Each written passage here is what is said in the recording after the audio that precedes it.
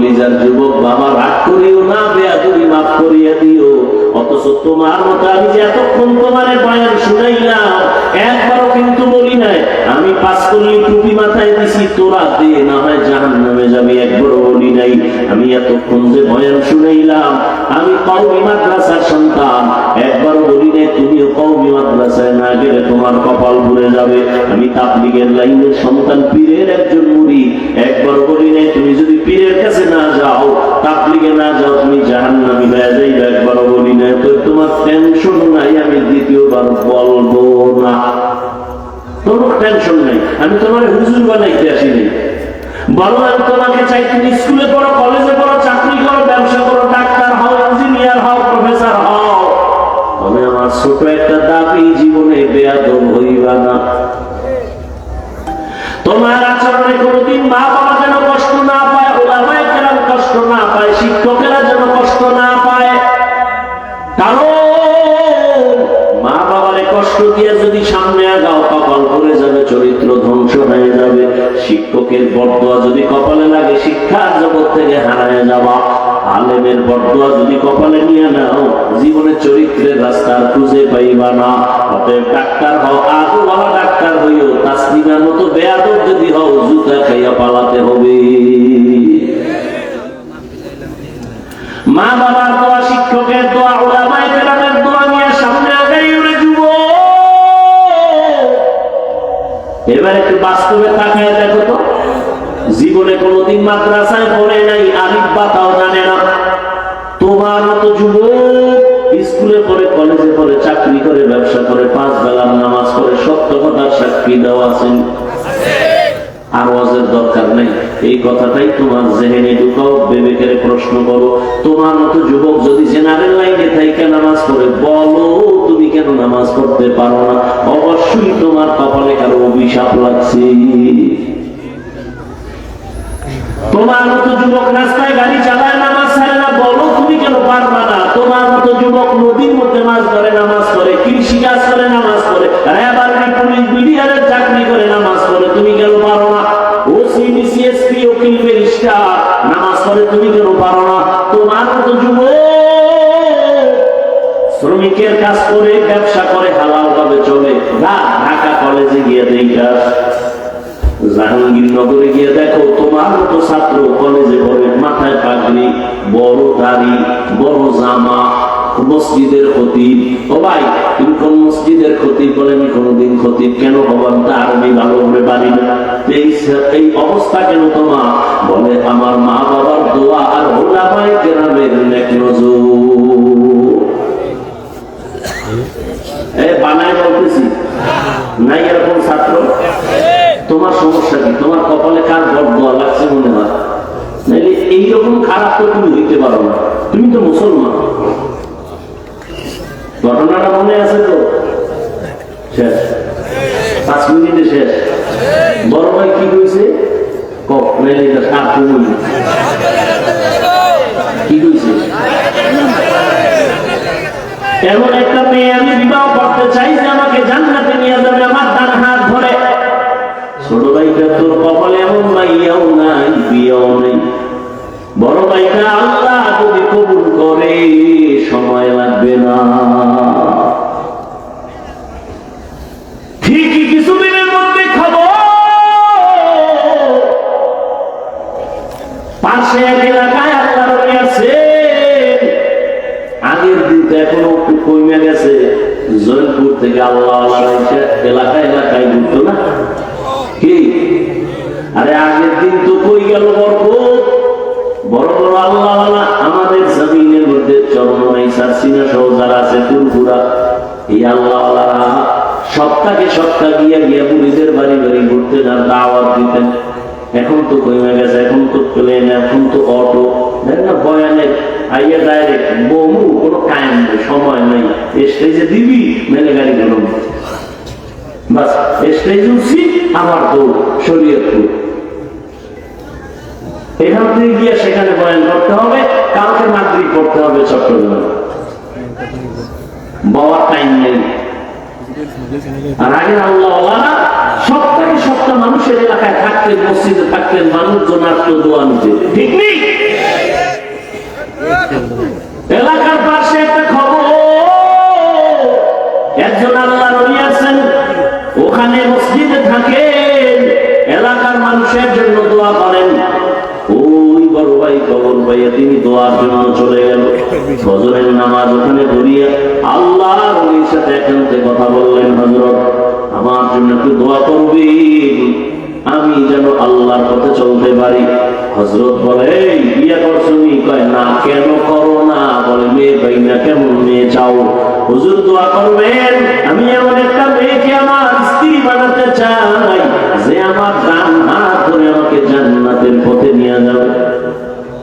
কথা কইতেছে হঠাৎ কইরা জানালার বাহির থেকে একটা সালাম আসছে, একটা মেয়ে কচি কণ্ঠে সালাম আসছে, সালাম হুজুর, আমি এলাকার একটা গরিবের সন্তান, আমি একটা কন্যা সন্তান, দোয়ার জন্য আসছি। আমার বাবা গরিব, আমার মা ফ্যামিলিও বড় গরিব। ও মা, আল্লাহ জিজ্ঞাসা করে পর্দার আড়াল থেকে, মা তোমার বয়স কত? এত বিবাহ হয়েছে নি? বলে, না হুজুর হয় নাই। কেন হয় না? এক তো আমি বড় গরিব, আমার বাবাও গরিব, তো আর একটা হলো আমি দুনিয়াতে ভালো কোনো সন্তান পাই না। কেমন সন্তান চাও? মেয়েটা ডাক দিয়ে কয়, হুজুর এমন একটা ছেলে আমার স্বামী বানাতে চাই, যেই ছেলেটা স্বামী হইয়া আমার হাত ধরে আমাকে জান্নাতের পথে নিয়ে যাবে। মিলছে নি? হ্যাঁ, মিলে গেছে। হুজুর তো বিজা ভালাইছে, দুই সাইড থেকে মিলে গেছে। তুই কারে খুঁজে পেয়ে গেছে? যুবক আল্লাহ শুকর আদায় করলেন, হুজুর আপনি যদি আমার বিবাহের বন্ধনকে সুন্দর করে দিয়ে দেন, আমি আল্লাহ শুকর আদায় করব। সংক্ষেপে বলে ফেললাম, বিবাহ হয়ে গেল। এবার স্বামী আর স্ত্রী দুইজন জীবন চালায়, ফুলের বাগানে চলতেছে। নামাজ আজান হয়ে গেছে, স্ত্রীর আগে স্বামী কয় নামাজে রেডি হও। আবার সুযোগ পেলে স্ত্রী বলে, স্বামী কথা বলতো, নামাজের জন্য রেডি হও। রাতের বেলা ঘুমানোর সময় ওযু করে করে ঘুমায়। হজরের সময় স্ত্রী আগে সজাগ হলে স্বামীকে ডাক দেয়, উঠো। আবার স্বামী যদি সজাগ হয়, স্ত্রীকে ডাক দেয়, তাড়াতাড়ি উঠো, নামাজ আদায় করো।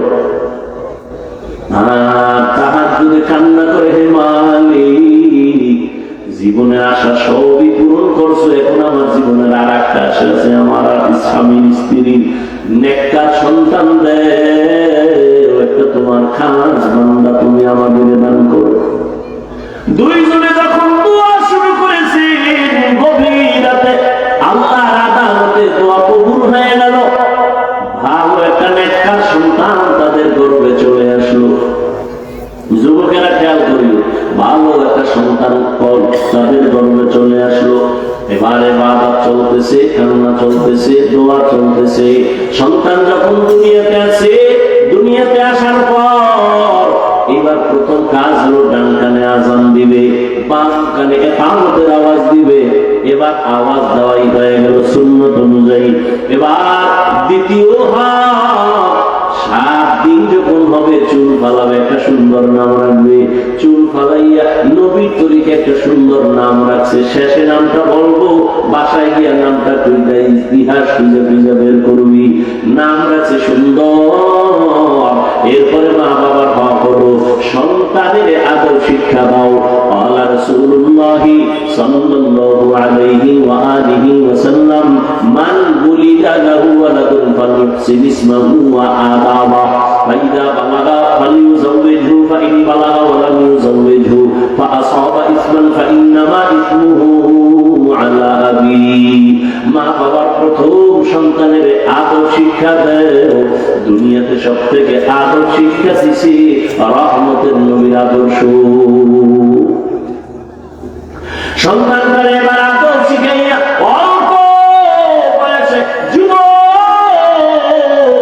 বড় দামি হয়ে গেল, সুনাম অর্জিত হয়ে গেল। এই যুবকেরা তো পাওয়া, মা বাবার দোয়া লাইগে গেছে কপালে। এই যুবক এখন যেখানে যায় সেখানে শুধু ইসলামের আওয়াজ, সুন্দর আওয়াজ, কালেমার পতাকার আওয়াজ। মিশরে গিয়া হাত দিছে, জালেম ধ্বংস হয়ে গেছে।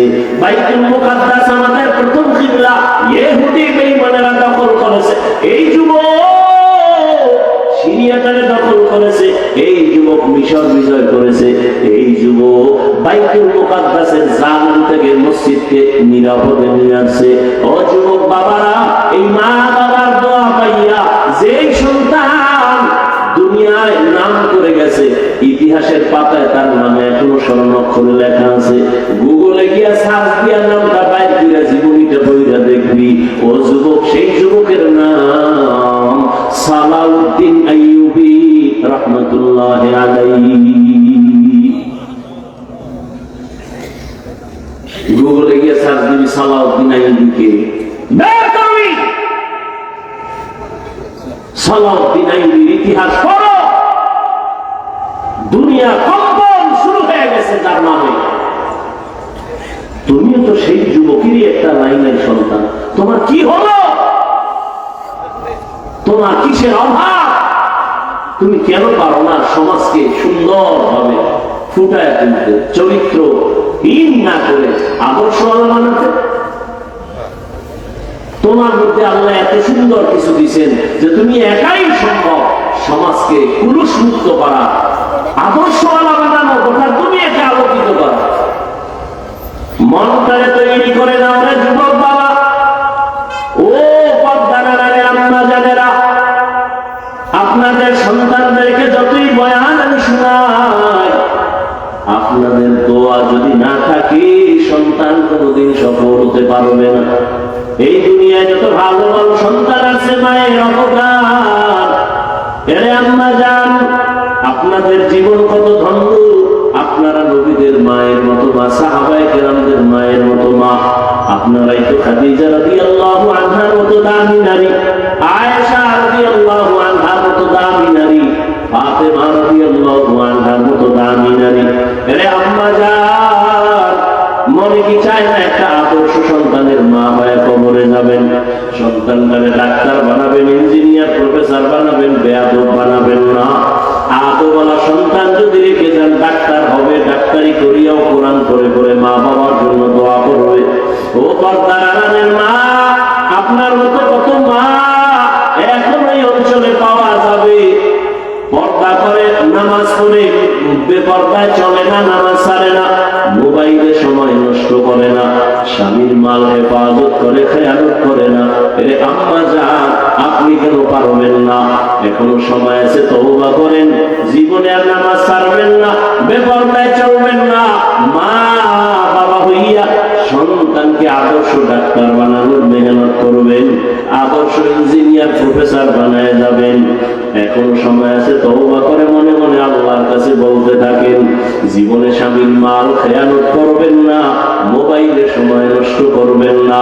ও আমার যুবক বাবারা, এখনো সময় আছে, তওবা করে নাও। মনে বুঝাইও রে মন, আমার মতো যুবক যদি স্কুল কলেজে পড়িয়া নামাজ পড়ে, আমি কেন পারবো না? আমার কপাল কেন এত খারাপ? এখন থেকে তওবা করো, মনে মনে আল্লাহকে বলো, হে আল্লাহ, জীবনে নামাজ ছাড়বো না, বেপরদায় চলবো না, দাড়ি কাটবো না, মা বাবারে কষ্ট দিব না। উলামায়ে কেরামের দোয়া দিয়া, শিক্ষকের দোয়া দিয়া নবীর তরিকা মেনে চলবো। ও আমার বৃদ্ধ বাবাজিরা, আপনার মতো কত বুড়া মানুষ এখনো হাতে লাঠি নিয়ে মসজিদে গিয়ে নামাজ আদায় করে, আপনারা কেন পারবেন না? এখন থেকে তওবা করে তৈরি হলো। তবে কসমের কথাটা আরো গুরুত্বপূর্ণ বোঝাবার জন্য 2 নম্বর কথা হলো, আল্লাহ যেই জিনিসের উপর কসম করবেন ওই জিনিসটা অনেক দামি, এটা বোঝাবার জন্য। যেমন ওয়াল আসর, আসরের শপথ করলেন, আসর বড় দামি একটা সম্পদ। আসমানের কসম করেছেন, আসমান বড় একটা অমূল্য সম্পদ। জমিনের কসম খেয়েছেন, জমিন বড় দামি একটা সম্পদ। সূর্যের কসম খেয়েছেন, সূর্য বড় দামি একটা সম্পদ। দুনিয়ার বড় বড় বড় বড় বেঈমান ওই সূর্য দেখা চিন্তা করে করে কালেমার পতাকায় ঢুকছে। এত বিশাল সূর্য কে বানাইলেন? এটা কেমনে চলে? সকালে ঘুরতেছে ঘুরতেছে ঘুরতেছে, আবার সারা দুনিয়া মানুষের আলো দিয়া আবার জায়গায় সকালে সেই সূর্য হাজির। আল্লাহ তাআলার এগুলো একটা নিদর্শন, আসমান একটা নিদর্শন। এই প্যান্ডেল টানাইতে কত পরিমাণ খুঁটি,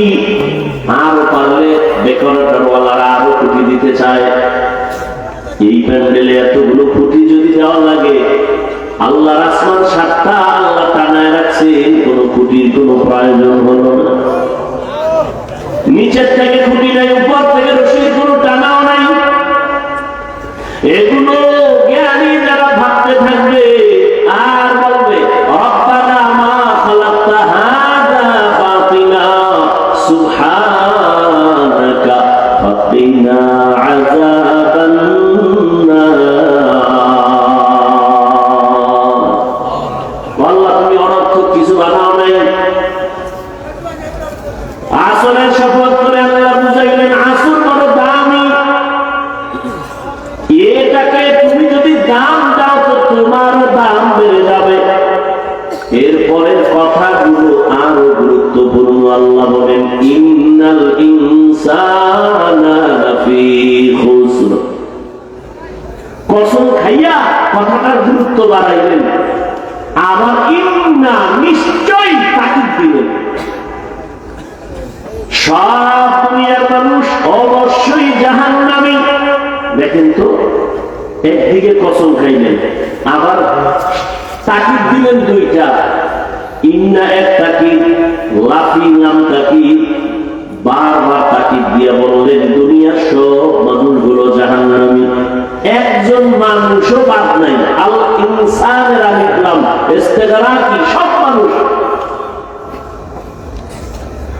বাংলাদেশের প্রতিটি মানুষ জাহান্নামী, আমেরিকার মানুষ জাহান্নামী, লন্ডন লেবাননের মানুষ জাহান্নামী। এক কথায় জমিনের একটা মানুষও জাহান্নামী না বলার কোনো উপায় নাই। এই আয়াত তার দলিল, সব মানুষ জাহান্নামী।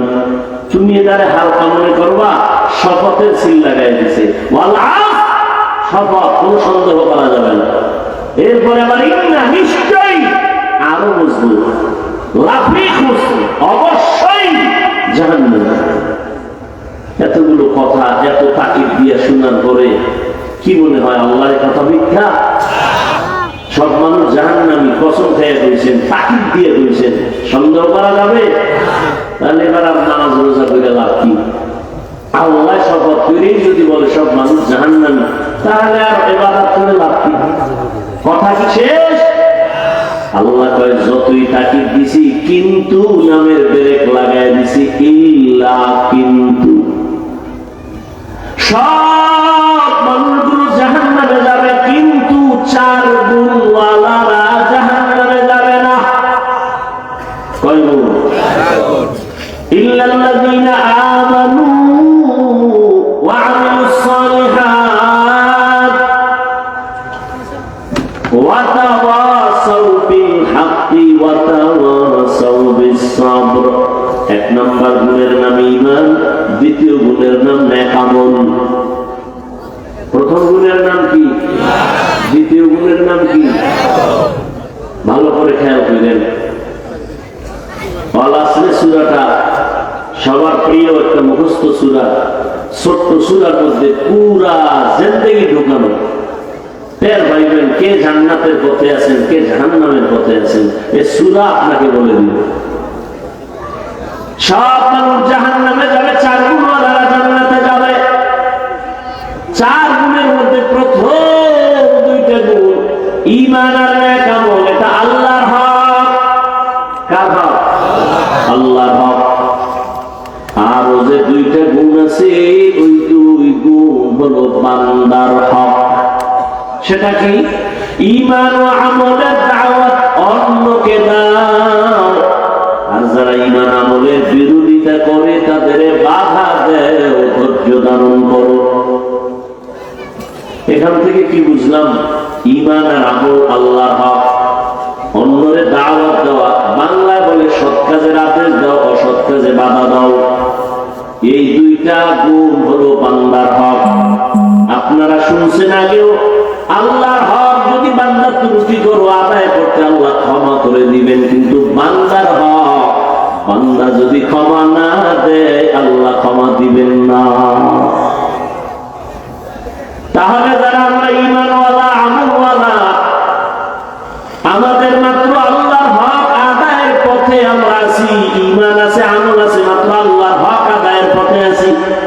কিন্তু জান্নাত পাওয়ার জন্য 4 গুণ লাগবে, আর 2টা গুণ হলো বান্দার হক।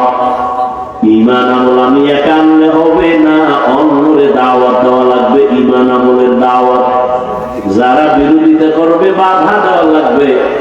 অতএব যারা শুধু ঈমান আনছি, নেক আমল করি, জিকির করি, তাহাজ্জুদ করি, পীরের কাছে যাই, তাবলীগে যাই, এখনো কিন্তু জান্নাত রেডি না। বান্দা হক আর 2টা গুণ আছে, আদায় করছেন কিনা হিসাব মিলান। আল্লাহর হক আদায় যদি ত্রুটি থাকে আল্লাহ ক্ষমা দিবেন। বান্দা হক যদি ত্রুটি থাকে, বান্দা ক্ষমা না দিলে আল্লাহ দিবেন না। যেমন আমি শুরুতে একটু আওয়াজ দিছিলাম, এবার বলি, অন্যরে দাওয়াত দেওয়া, অন্যকে, অন্যের জবাব আল্লাহ কোরআনে বলেন, ইয়া আইয়ুহাল্লাযীনা আমানু কু আনফুসাকুম ওয়া আহলিকুম নারা ওয়াকুদুহান নাস ওয়াল হিজারা আলাইহা মালাইকাতুন গিলাযুন শিদাদুন লা ইয়াসুনাল্লাহা মা আমারাহুম ওয়া ইয়াফআলুনা মা ইউমারুন।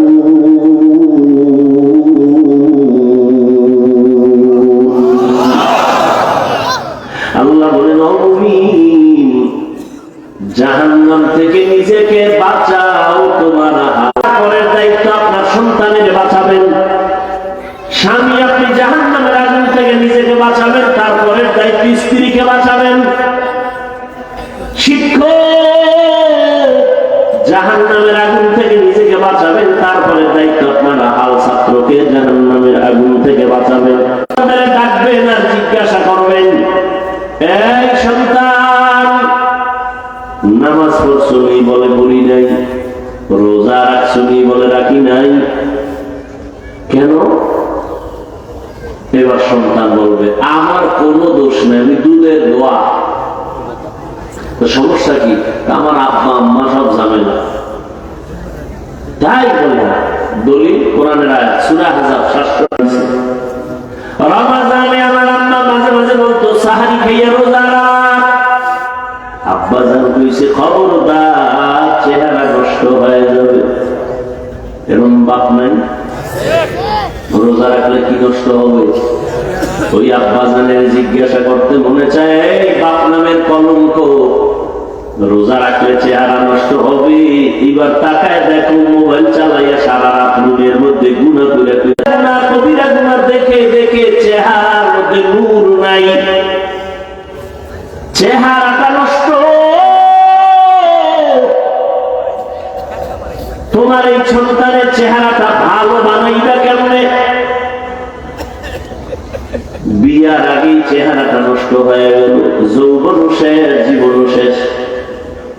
বাবায় বাধা দিলেও সন্তান মানবে না, কারণ যেই সময় বাধা দেওয়ার নিয়ম ছিল সেই সময় মা বাবায় আদর দিছে, আরো করো, সময় মতো বাধা দেয়। দুনিয়াটা উল্টে গেছে, কেমনে জানেন?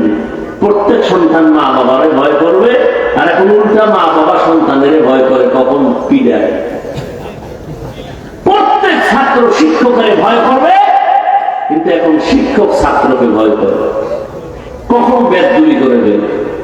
লিকুলি শাইইন জিনাতুন ফিল ওয়ারা ওয়া জিনাতুল মারই তামামুল আদাবি।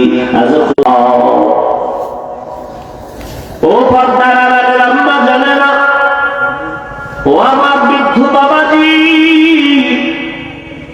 কিয়ামতের দিন সন্তান মা বাবার বিরুদ্ধে আল্লাহর আদালতে আরজি পেশ করবে, হে আল্লাহ, আমার মা বাবা নামাজের তালিম আমারে দেয় নাই, রোজার কথা বলে পাহা দিছিল। দেখো না কত সন্তান মা বাবা চায় না নামাজ পড়ুক, এরপরও মা বাবার কথা ডেঙ্গিয়ে গিয়ে নামাজ পড়ে নাই। তুই বললি না কেন, ভালোটা গ্রহণ করলি না কেন? সন্তান বলবে, আল্লাহ, এটা আমার বিবেকের সাথে অন্যায় করে ফেলছে।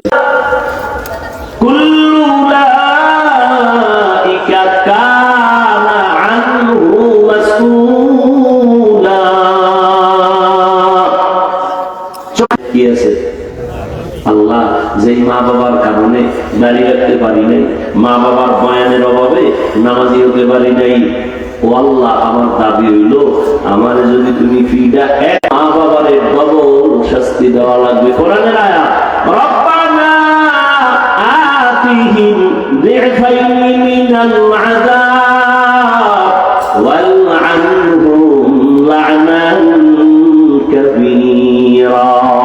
সূরা আহজাব 67 নম্বর আয়াত। মোবাইলে কোরআন শরীফ বাংলাটা ডাউনলোড করিয়া সূরা আহজাবের 67 নম্বর আয়াতে সার্চ দিয়া ব্যাখ্যা দেখবেন। কোরআন কিনার মতো তো আপনার কাছে টাকা নাই, জুতা কিনার টাকা আছে, অন্যান্য সব কিনার টাকা আছে, মাওলার কোরআন কিনে যে ঘরে রাখবেন, দেখবেন ওই কপাল নাই। ওই যে বললাম কপাল যদি পুড়ে যায়, আমি কেন রসুলের বয়ানও কপালে কানে মানুষে না বলছি না, বুঝলে গেছে। আর কপাল যদি খুলে রসুলকে জবাই করতে আসিয়াও কালেমাওয়ালা হয়ে যায়। 27 বছরের যুবক, কি নাম? নবীর জবাই করতে এসে কালেমা পড়ছে। সেই ওমরের নাম শুনলে এখনো মানুষের অন্তরে কম্পন শুরু হয়ে যায়। দুনিয়া পরিচালনা করেন রাজনীতিবিদ, একজন শিক্ষক, হযরত দিনের বেলা বিচার করেন, রাতের বেলা জনগণের কি হালাত বিরা বিরা খবর নেই। সেই যে রাস্তায় চলে শয়তান, ওই রাস্তায় চলে না, পালায় যায়। কেমন পাওয়ার আল্লাহ দান করেছেন। ওমর আসতেছে, রাস্তা দিয়ে একটা যুবক মদের বোতল নিয়ে আগাইতেছে। ওমরের দেখা কাঁপ শুরু হয়ে গেছে। ওমর তো কথার আগে তরবারি রেডি, ও আল্লাহ মাফ করে দাও, আর জীবনে মদ পান করবো না, ওমরের হাত থেকে আমারে বাঁচাও। ওমর আসতেছে, বোতলের মধ্যে তো মদ দিতে চায় না। ওমরের কাছে যখন বোতলটা দিয়ে দিছি, ওমর হাতে বোতল নিয়ে দেখে এক ফোঁটা মদও নাই। হালকে দার খৌফে হাকদর দিল মদন জান্নাতকে দাও।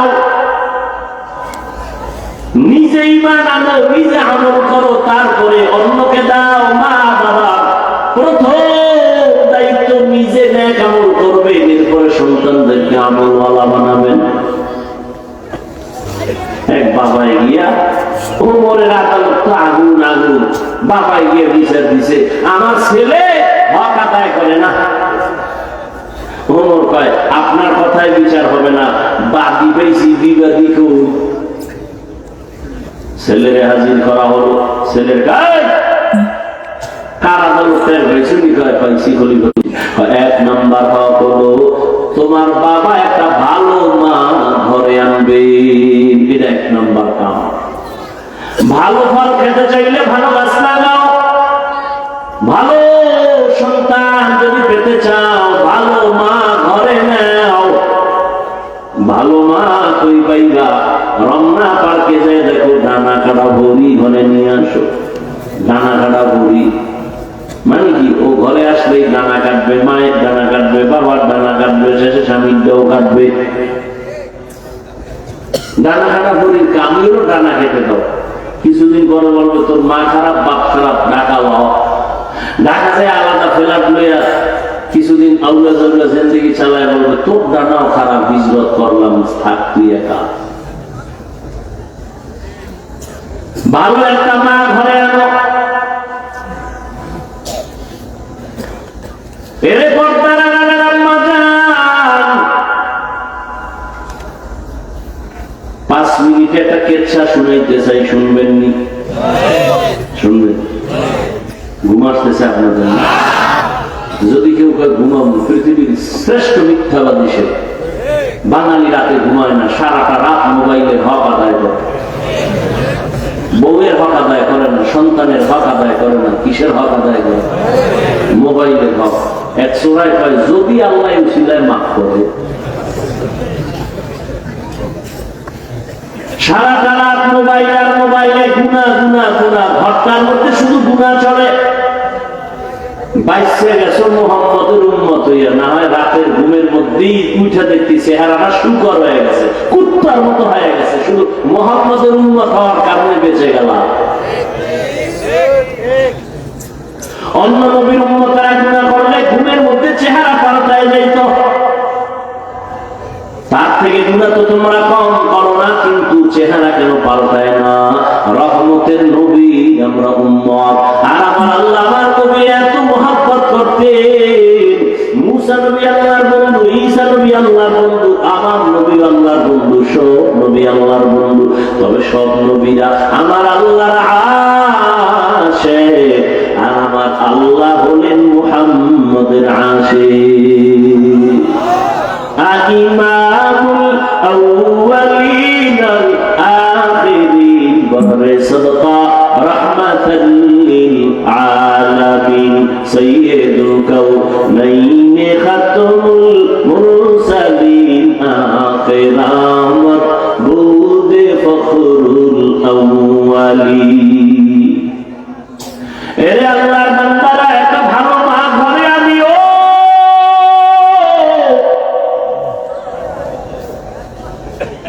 এক ফ্যামিলির মধ্যে ছোট ভাই বিবাহ করে সংসার চালায়, বড় ভাই এখনো বিবাহ করে নেই। ছোট ভাই বিয়া শাদী করে একদিন জিজ্ঞাসা করে, এই মিয়া ভাই, তুমি কি বিয়া করবা না? কারণটা কি? তুমি চুপচাপ বসে আছো কেন? বড় ভাই কয়, হ্যাঁ বিয়া করবো, তবে আমি মনের মতো মেয়ে পাই না। কারে বিয়া করবো? সব ডানা কাটার দল। ছোট ভাই ভাবলেন সম্ভ্রান্ত পরিবারের একটা ভালো মেয়ে চায় আমার ভাই, খুঁজে খুঁজে একটা সম্ভ্রান্ত পরিবারের একটা দামি কন্যা রেডি করলো। এই যুবকেরা ভালো করে খেয়াল কর, পর্দার আড়ালের মায়েরাও খেয়াল করিয়েন, আমার বাবাজিরাও ভালো করে খেয়াল করিয়েন, ভালো করে বুঝো। বড় ভাইয়ের জন্য ছোট ভাই মেয়ে ঠিক করে ফেলল। বড় ভাই কি চাও? তার থেকে আরো দামি মেয়ে রেডি করে ফেলেছি। কি পরে বলেছে? নারীর লাগে বড় দামি শিক্ষিতা নারী। বড় ভাই বুঝে বলেছে, বলে এই মাইয়ে না। আরে এত কষ্ট করে রেডি করলাম, এটা না মানি না, আমি যা চাই তা পাই না। ছোট ভাইকে তুমি আসলে বিয়েই করবা না? না করবো, তোর কপালে বিয়েই নাই। বড় ভাই একটা আওয়াজ দিছে, ভাই শোন, আল্লাহ যদি কবুল করে একদিন আগে পরে আমার কপালে বিবাহ থাকলে আমারে আল্লাহ মেয়ে দিবেন, তো কেমন মেয়ে চাও? আমি এমন একটা মাইয়া আমার বউ বানাইতে চাই, যেই বউ আমার ডান হাতটা ধইরা আমারে জান্নাতে নিয়ে যাবে।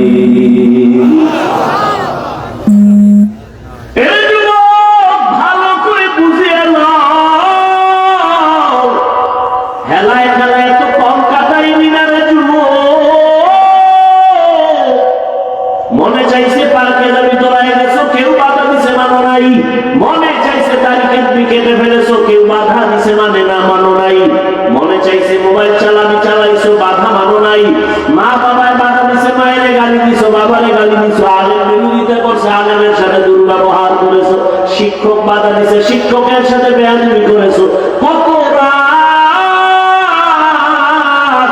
মোবাইল নিয়ে গুনাহ করে করে রাত কাটাইলি, আরো কত রাত গুনাহ করলে তোর আশা মিটবে? তারপরে তুই তওবা করবি, বল এখনো কি তওবা করবি না?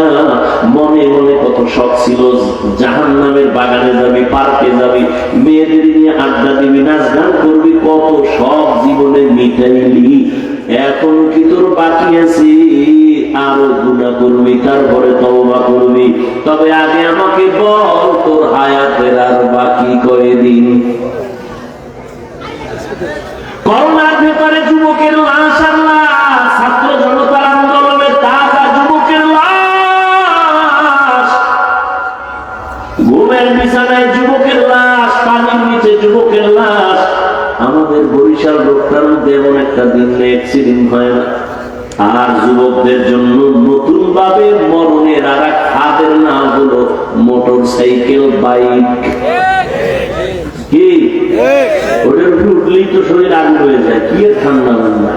না, আর পেছনে যদি কোনো বিপরীত পাশ থাকে তো আরো ধান করে গিয়ে পাশের চাক্কার তলে বেড়ে গেছে। টেলিফোন আসছে বাসায়, মা ধরছে, কে? সন্তানের মা। বাবারে দে। বাবা ধরে বলে, কে তুমি? বলে, তুমি টুবি নেই, গাড়ি দিয়ে অমুক জায়গায় আসো, লাশটা নিয়ে যাও। বানায় বলতেছি, তুমি মনে করছো তুমি সুস্থ, অনেকদিন বাঁচবা, তোমার পরিকল্পনা ঘুমের টুপিটা দেখবা না, কালকে খাইলে তুমি হতে পারো লাশ। কি অসুস্থ মানুষ ডাক্তার কয় যা পারো খাওয়ায় দাও, বাঁচবে না, কিন্তু সেই অসুস্থ লোকটা লাঠি নিয়ে এখনো হাতে, সুস্থ মানুষটা তার সামনেই